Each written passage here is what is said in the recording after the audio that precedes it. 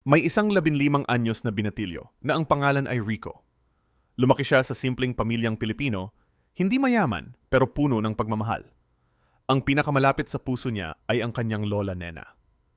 Tuwing umuuwi si Rico galing eskwela, lagi siyang sinalubong ni Lola Nena ng ngiti at binibigyan ng kaunting baon.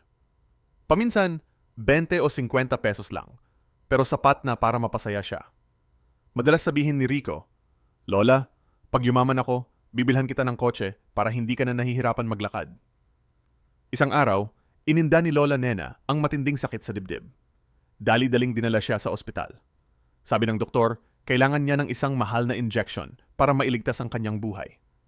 Nagmadali ang pamilya ni Rico. Nangutang, humingi ng tulong sa mga kamag-anak at kapitbahay, pero walang gustong tumulong. Tahimik lang si Rico sa tabi ng kama ni Lola Nena. Umiiyak dahil wala siyang magawa.